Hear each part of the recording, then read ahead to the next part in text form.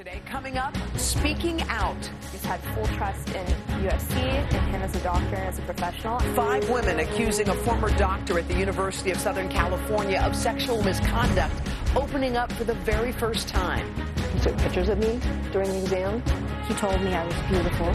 This morning, the message they want to share with other victims of abuse. I didn't know that it was wrong because he kept insisting that there was a medical reason for everything he was doing. 5 women accusing a former doctor at the University of Southern California of sexual misconduct, and they are sharing their stories for the first time with Natalie right after this. An update on a story in California we're following very closely. That's right. Last month, an explosive investigative report first revealed troubling allegations of sexual abuse involving a longtime doctor at the University of Southern California. Well, since then, hundreds of women have come forward with even more accusations, and Natalie sat down with 5 of them exclusively. Natalie, good morning.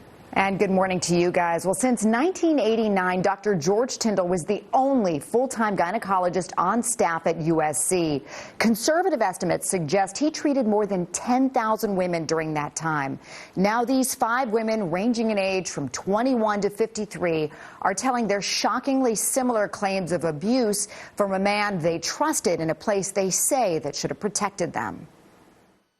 He took pictures of me during the exam. He had me fully undressed. A nurse was behind a curtain, not actually visible to my exam. While I was up in the stirrups, he told me I was beautiful.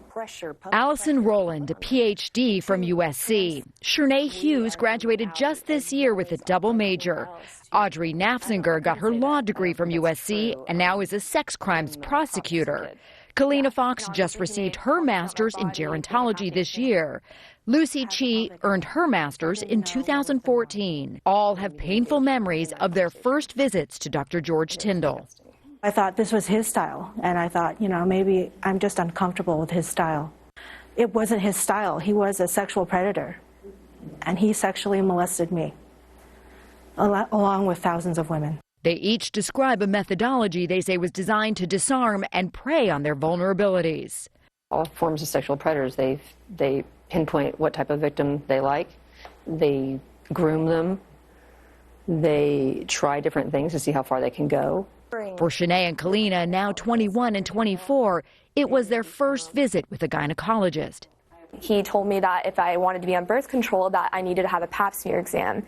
And I was just 18 years old. Audrey and Allison say he falsely told them they had sexually transmitted diseases. He diagnosed me with HPV. There's no physical evidence in my body that I had a disease. He lied. Shernay filed a written complaint in 2016. Allison and Kalina say they voiced their concerns to nurses and that none of their grievances was addressed. They also say he preyed on their faith in the university and his authority as a medical professional to gain access to their bodies. Did you know from that first encounter that this has gone far and beyond what should be the norm? I just had full trust in USC, in him as a doctor and as a professional. He kept insisting that there was a medical reason for everything he was doing. More than 400 women have reached out to USC since the report first surfaced. Accusations range from inappropriate racist commentary to improper genital contact. When the news first broke, USC President Max Nikias, now resigned, sent an email to the student body saying in part, "On behalf of the university, I sincerely apologize to any student who may have visited the Student Health Center and did not receive the respectful care each individual deserves." But these women say it may not be possible for USC to right the wrongs they feel have been done. It's painful to know that our collective voices ultimately meant near nothing to USC. I think Dr. Tyndall has not hundreds of victims, but thousands.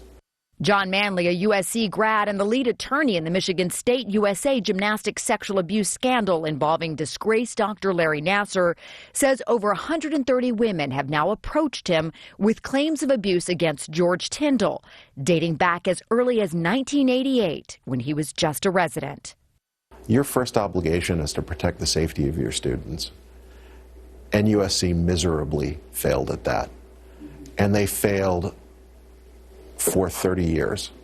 Tyndall was fired in 2017 with a payout after a USC internal investigation. But that investigation determined there was no criminal activity. And until the LA Times report this past May, USC had not contacted authorities. Now the federal government has announced an investigation. USC saying in response, "We welcome the U.S. Department of Education's investigation, and the university will fully cooperate with their inquiry."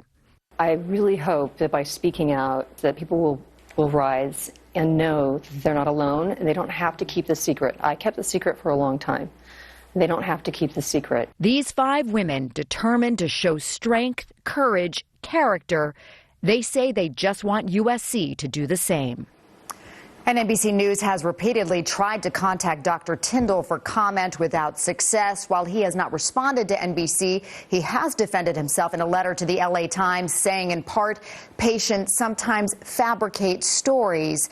And he vigorously defended his practices throughout USC's internal investigation. Now, the Medical Board of California confirms they are actively investigating claims of sexual misconduct by George Tyndall. But as of now, he is still able to practice medicine in the state of California, guys. Wow, after listening to those horrific stories, you can't help but wonder, is this a criminal thing? Are the police investigating? Yeah, the LAPD, they are now investigating more than 100 complaints, and those numbers continue to grow as part of their ongoing criminal investigation. As I said, those numbers keep coming in. As of yet, though, no criminal charges have been filed against Dr. Tyndall. Wow, and still able to practice. Okay. More to come on that story, probably. Natalie, thank you. You got it. We will switch gears.